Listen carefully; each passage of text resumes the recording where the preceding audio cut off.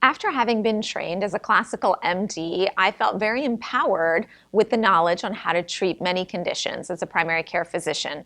And so patients started coming to me, and I felt that I would have the right education and the right tools to really help them get back to a better quality of life. I think that's what we all kind of went into this field for. What I realized over the course of the next few years after residency was that many times I was spending time diagnosing issues and then giving out prescriptions that patients may not be so excited about. So, for instance, in a patient who might have menstrual migraines, they're able to almost self-diagnose these days with the help of many search engines. So they come to you very informed. They almost know the medication you're going to put them on, but they're already prepared to say, but I don't want to be on this kind of medication. Can you tell me what the cause of my migraines are?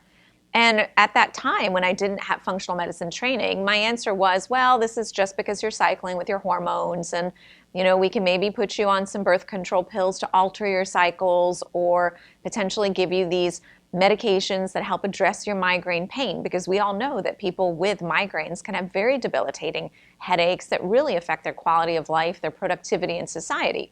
So it really felt a little bit disengaging to the patient, I would assume, that they come to you really looking for something to solve the problem as opposed to just patch it whenever it flares. So after having done functional medicine and understanding a bit more about hormone physiology, and I say a bit more to be a little bit understated, so I understand a lot more about physiology. And again, the gap between normal physiology and when things start to dysfunction and cause problems. I learned that estrogen is primarily eliminated through the bowels, and that if someone suffers from constipation, which, by the way, people don't admit unless you ask them, if you are able to ask the question about somebody's bowel patterns when they have menstrual migraines, many times you'll find that they have a long-standing history of constipation.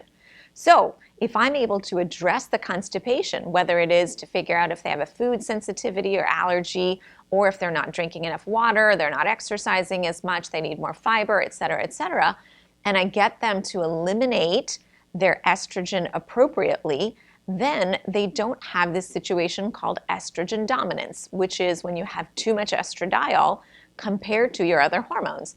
So this now starts to make sense. Right before a woman has her periods, her estrogen levels may be higher than her progesterone levels, because we know the few days prior your progesterone levels drop.